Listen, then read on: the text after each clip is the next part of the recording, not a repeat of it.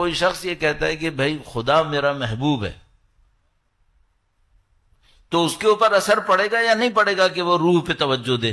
ضرور پڑے گا، کیونکہ خدا کوئی مادی چیز ہے نہیں. خدا تو ایک روح کے ذریعے ہی تو ایک اتصال کا واحد راستہ ہے خدا سے. تو اگر کوئی کہے خدا میرا محبوب ہے، میں خدا کے عشق میں ہوں، تو اس کو تو روح پہ محنت کرنی ہے. اس کو تو بلکہ مادیات کا تقریباً اپنی ذات سے انکار ہی کرنا پڑے گا تقریباً. اب سوال یہ ہے کہ جو روح اور روحانیت پہ محنت ہے، یہ محنت ہوتی کیسے؟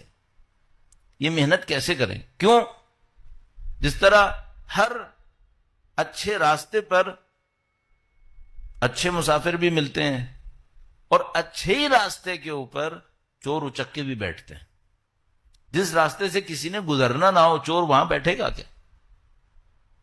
جہاں سے کسی نے گزرنا ہی نہ ہو تو چور وہاں کیوں بیٹھے گا؟ چور بیٹھے گا وہاں پہ جہاں سے کسی نے گزرنا ہوگا. تو یہ جو روح کی طرف بڑھنے کا راستہ ہے، یہاں بہت چور اچکے بیٹھے ہوئے ہیں. کہ شیطان لوگوں کو رسی پھینک کر گھسیٹتا تھا. شیخ مرتضی انصاری سے میرے خیال میں شاید منسوب ہے، جو مجھے یاد آ رہا ہے. وہ کہیں کسی نے پوچھا کہ شیطان آپ کے لیے یہ رسی پھینکی، ٹوٹ گئی رسی، تو بہت شیطان خفا تھا. میرے لیے کیا رسی پھینکتا ہے؟ تو انہوں نے کہا تمہارے لیے رسی کی ضرورت نہیں پڑتی، تم خود ہی آ جاتے ہو. تو روح اور روحانیت کا راستہ کیا ہے؟ کچھ جگہوں پر ایسا آئے گا کہ کسی بندے کو گھسیٹنے کی ضرورت ہی نہیں، وہ آ ہی نہیں رہا ہے یہاں پر، اس کو کسی شیطان کو کچھ کرنے کی ضرورت نہیں. پھر ایک آدمی جا رہا ہے روح اور روحانیت کے راستے پر، اس کے اوپر شیطان بہت محنت کرے گا کہ اس کو وہاں سے گھسیٹے، کسی طریقے سے نکال کے باہر کرے. تو اب وہ جو گھسیٹنے آئے گا تو دو طریقے سے آئے گا، یا دشمن بن کے آئے گا یا دوست بن کے آئے گا. اور شیطان اتنا مکار ہے کہ ہمیشہ دشمن بن کے آ ہی نہیں سکتا. وہ زیادہ تر شیطان دوست بن کے آئے گا. تو اب آپ ایک آدمی ہے جو روح اور روحانیت کے راستے پہ چلنا چاہتا ہے، شیطان اس کا دوست بن کے آئے گا، صحیح ہے؟ تو کیا کرے گا؟ اب یہ بڑی عجیب بات ہے. اب شیطان یہ تو نہیں کہہ سکتا نماز نہیں پڑھو، کیونکہ اس کو طے ہوا ہے کہ اہل آخرت کا دوست بن کے آنا ہے. تو وہ کہے گا نماز پڑھ لو. تو مثلا اب وہ قرآن پڑھنا چاہ رہا ہے، تو شیطان کیا یہ کہے گا قرآن نہیں پڑھو؟ نہیں، وہ یہ نہیں کہہ سکتا، کیونکہ طے یہ ہوا ہے کہ وہ دوست بن کے آئے گا. تو اب یہ جو دوست بن کے آئے گا، یہ کیا ڈرامے کرے گا، کیا حرکت کرے گا؟ آپ روحانیت کے راستے پہ چل رہے ہیں، شیطان آ رہا ہے، لیکن شیطان یہ نہیں کہہ سکتا کہ نماز نہیں پڑھو، قرآن نہیں پڑھو، چونکہ پھر میں پہچان جاؤں گا کہ یہ شیطان ہے، یہ تو شیطان ہے. اب کیا کرے گا؟ اب وہ روحانیت کا کوئی ایسا راستہ نکالے گا جس میں بندہ عبادتوں میں مشغول ہوگا، لیکن وہ عبادت خدا کی طرف نہیں لے کے جائے گی، وہ کہیں اور لے کے جائے گی. تو یہ عبادت نہیں کرے گا، بہت کرے گا، شاید ضرورت سے زیادہ ہی کرے گا، پھر بھی خدا کی طرف نہیں جائے گا. تو کیا کوئی ایسی مثالیں ہیں؟ اچھا، آپ ممکن ہے کوئی یہ کہ عبادتیں کرے گا لیکن زہد نہیں دکھائے گا. نہیں، بہت زاہد ہوگا، انتہائی عابد ہوگا، انتہائی زاہد ہوگا. صرف ایک مشکل ہے، نہ معرفت ہوگی نہ بصیرت ہوگی. عابد اور زاہد، عبادت اور زہد میں عام آدمی اس کا مقابلہ نہیں کر پائے گا. کیسے؟ آپ سب کے ذہن میں مثال آ گئی ہے، میں صرف آپ کے لیے عرض کر رہا ہوں. خوارج، مولا جب عبداللہ ابن عباس کو خوارج کے پاس بھیج رہے تھے کہ تھوڑا مذاکرہ کرو تاکہ یہ جنگ نہروان سے باہر آئیں کسی طریقے سے، تو امام نے کہہ کر بھیجا تھا کہ عبداللہ بن عباس ان سے آیت پہ مقابلہ نہیں کرنا، قرآن پہ ان سے بات نہیں کرنا، کیونکہ یہ آیتوں کو ایسا گھمائیں گے کہ بات کہیں سے کہیں چلی جائے گی. عبداللہ بن عباس نے کہا تو مثلا ذہن میں سوچا ہوگا کہ میں تو خود مفسر قرآن ہوں، حبر الامہ ان کو بعد میں لقب ملا، امت کی سیاہی، انک، تو میرے سامنے بھی یہ.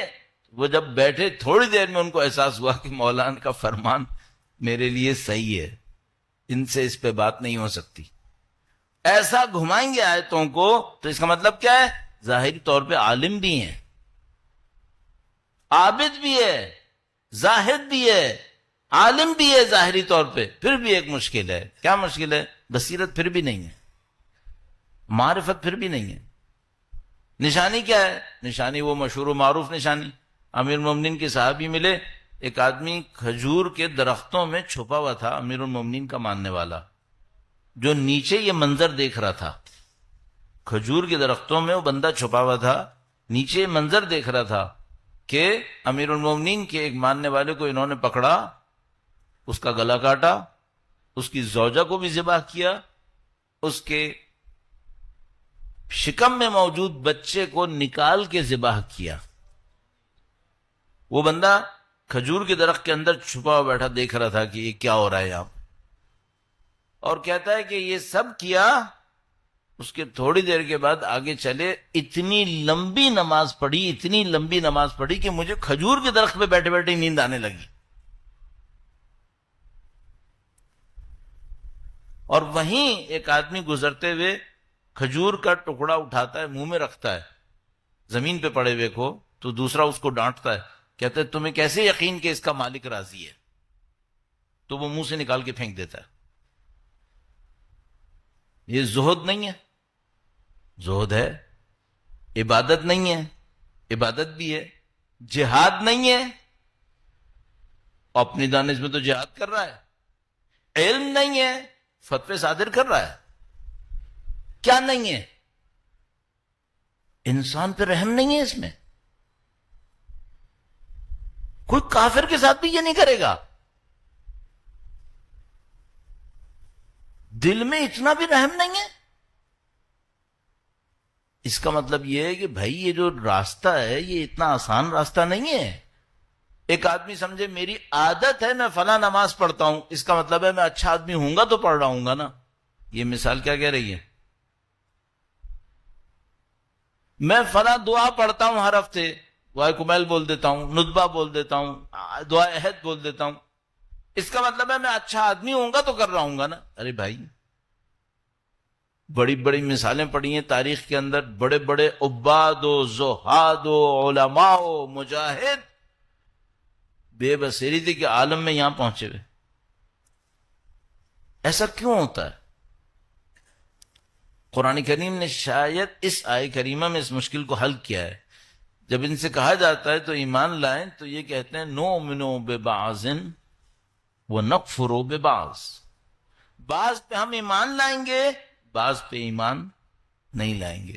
خدا فرماتا ہے ادخلوا فی السلم کافتن، پورے کے پورے دین میں داخل ہو.